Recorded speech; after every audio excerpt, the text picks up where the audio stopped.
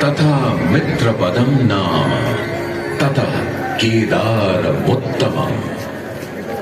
आस्था, श्रद्धा एवं सबसे प्राचीन सभ्यता का साक्षी है यह वाराणसी शहर। यहाँ कल कल बहती पवित्र गंगा नदी की धारा, जिसके समक्ष विद्यमान है यह ललिता घाट। मत्स्य पुराण में तीर्थों की चर्चा के अवसर पर ललिता तीर्थ का वर्णन हमें प्राप्त होता है। साथ ही साथ स्कंद पुराण के काशी खंड में भी जहां नव दुर्गा घाटों का वर्णन होता है, वहां भी ललिता घाट का नाम अंकित है। ततो ललिता तीर्थम गंगा केशव सन्निधौ तथास्ति ललिता देवी क्षेत्र रक्षा करी परा। साच पूजा प्रयत्नेन सर्व संपत् समृद्धये ललिता पूजकानां च जातु विघ्नो न जायते। कृष्ण द्वितीयायां ललितां परिपूज्य वै नारी वा पुरुषो वापि लभते वाञ्छितं पदं। स्नात्वा च ललिता तीर्थे ललितां प्रणिपत्य वै लभेत् सर्वत्र लालित्यं यद्वा तद्वानुलभ्य च। लभेत् सर्वत्र लालित्यं यद्वा तद्वानुलभ्य च।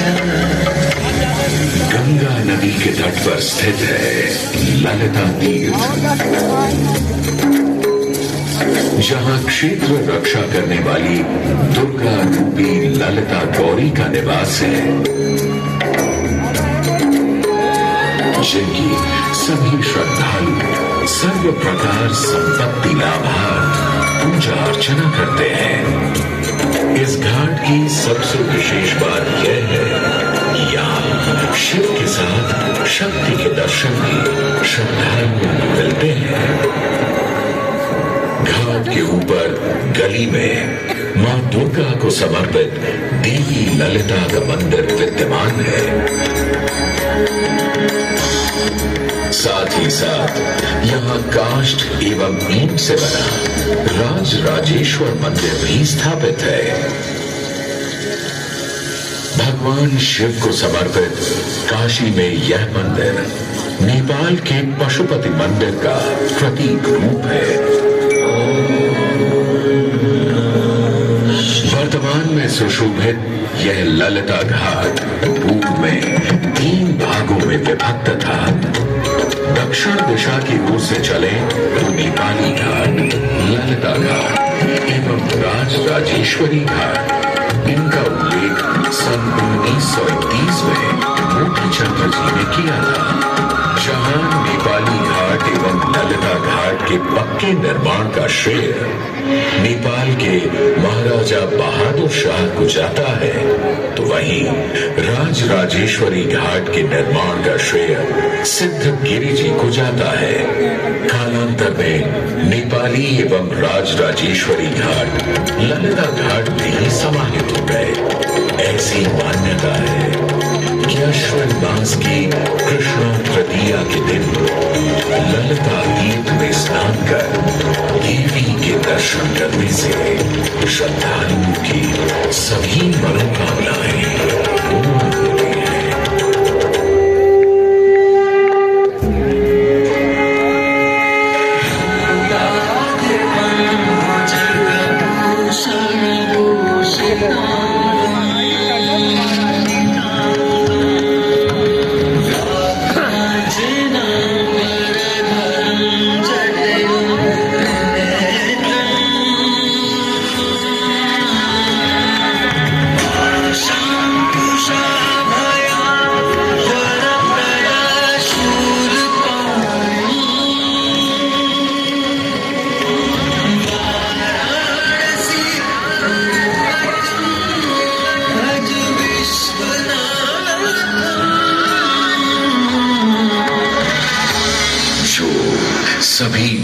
के स्वामी हैं, जो सर्पों को आभूषण के रूप में धारण करते हैं, जो बाघ की खाल को सुशोभित करते हैं। सूर्य, चंद्रमा और अग्नि उनके 3 नेत्र हैं तथा वो जटाधारी हैं।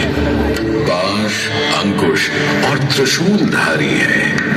वे अपने सभी भक्तों को आशीर्वाद देकर उन्हें भय से सुरक्षा प्रदान करते हैं। ब्रह्मांड के स्वामी एवं वाराणसी के भगवान श्री विश्वनाथ की हम वंदना करते हैं। मैं आदि नगरी काशी हूं, वही काशी जो स्वयं भगवान शिव के त्रिशूल पर विद्यमान है। सृष्टि के प्रारंभ में महादेव ने जब पृथ्वी पर अपनी दृष्टि डाली तो उन्हें एक भाग चमकता हुआ प्रतीत हुआ। उसी भाग को भगवान शिव ने काशी का नाम दिया। कालांतर में गंगा नदी के तट पर बसी इस काशी नगरी में समय समय पर अनेकों घाट विकसित हुए, जहां श्रद्धालु आकर पूजा अर्चना एवं स्नान किया करते थे। माना तो यह भी जाता है कि यह नगरी एक बहुत सुंदर वन से ढकी हुई थी, जहां पीपल, आम, बरगद, शीशम आदि के वृक्ष हुआ करते थे, जिनकी छाया में बैठ ऋषि मुनि, साधु संत आनंद से तपस्या किया करते थे। इसलिए इस जगह का उल्लेख आनंद वन के नाम से भी किया गया है। जितनी पुरानी काशी नगरी है, उतना ही पुराना यहाँ का काशी विश्वनाथ मंदिर भी है। भगवान शिव को विश्वेश्वर, विश्वनाथ आदि नामों से भी संबोधित किया जाता है, जिनका अर्थ है संपूर्ण विश्व के स्वामी। किंवदंतियों की माने तो सृष्टि के आदि में जब भगवान शिव एवं मां पार्वती पृथ्वी का भ्रमण कर रहे थे, उन्हें यह स्थान बहुत प्रिय लगा। तब मां पार्वती को यहाँ कुछ समय रुकने की इच्छा हुई, तो भगवान शिव अपने लिंग रूप में यहीं स्थापित हो गए। तभी से 12 ज्योतिर्लिंगों में इस मंदिर को विश्वेश्वर मंदिर के नाम से भी जाना जाने लगा, जहां भगवान शिव और माता पार्वती सदैव वास करते हैं। सदियों से इस पवित्र नगरी ने अनेक ऋषि मुनियों, तपस्वियों, धर्म गुरुओं आदि को अपनी ओर आकर्षित किया है। आदि शंकराचार्य एवं मंडन मिश्र ने इसी मंदिर के प्रांगण में बहुत समय व्यतीत किया। समय बदला, दौर बदला। भारत के स्वर्णिम काल पर विदेशी आक्रांताओं की नजर पड़ी, जिसे वे लूटने एवं सनातन संस्कृति को नष्ट करने के उद्देश्य से यहाँ आए। जब प्रथम बार गौरी ने आक्रमण किया, तब पृथ्वीराज चौहान ने उसे पूरी तरह पराजित किया था। अंत में उसने क्षमा मांगी और वचन दिया कि ऐसी गलती दोबारा कभी नहीं होगी।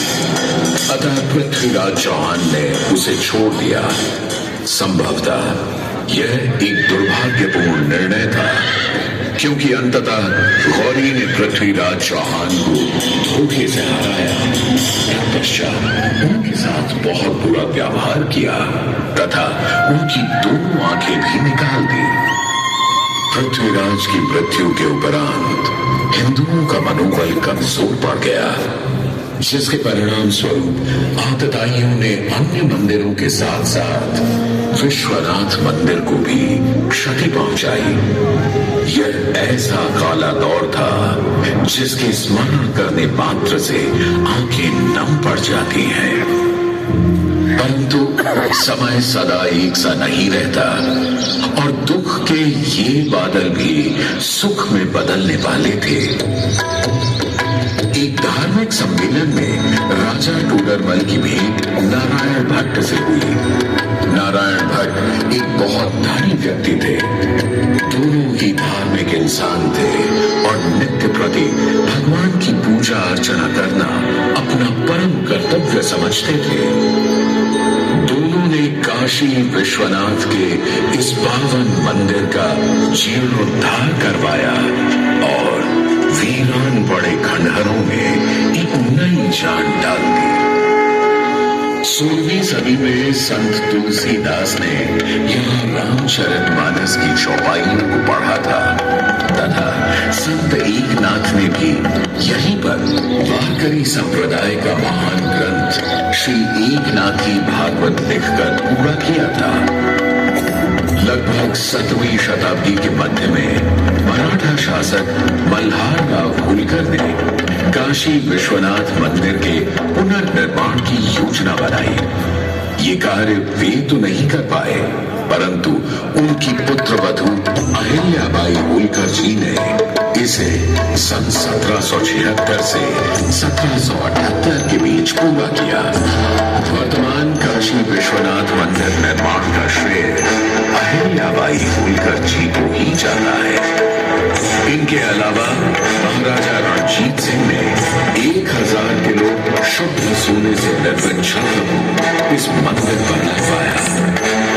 जहां ग्वालियर की महारानी बैजाबाई ने ज्ञानवापी का मंडप बनवाया, तो वहीं नेपाल के महाराजा ने यहाँ नंदी की प्रतिमा स्थापित करवाई। सनातन संस्कृति को सुरक्षित रखने के लिए जिससे जो बन सका उसने वैसा किया और वर्तमान में भी यह क्रम देखने को मिल रहा है।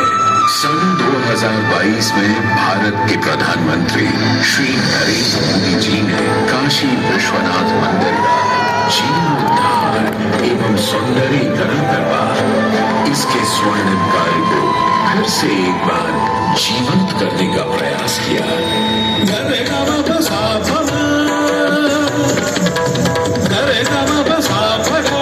भगवान शिव को समर्पित काशी विश्वनाथ का यह पावन मंदिर सदियों से करोड़ों श्रद्धालुओं का प्रेरणा स्रोत रहा और सदैव के लिए रहेगा।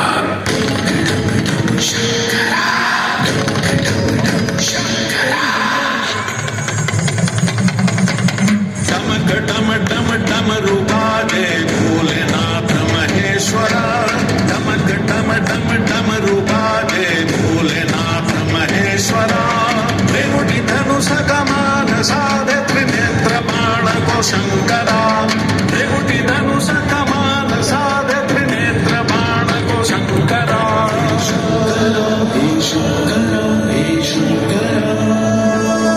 वाराणसी के हो बसैया हो पिता गजराज के,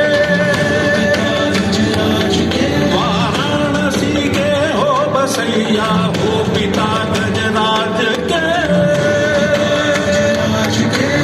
तुम सजे माँ पार्वती के मांग में सिंदूर से, तुम सजे माँ पार्वती के मांग में सिंदूर से। शंकरा हे शंकरा, जटा की चुनरी लपेटे गंगा के समय वासते,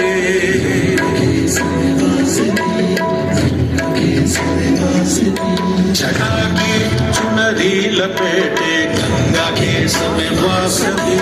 चंद्रवाणी रजत गामी शीस तुम्हारी प्रकाश में, चंद्र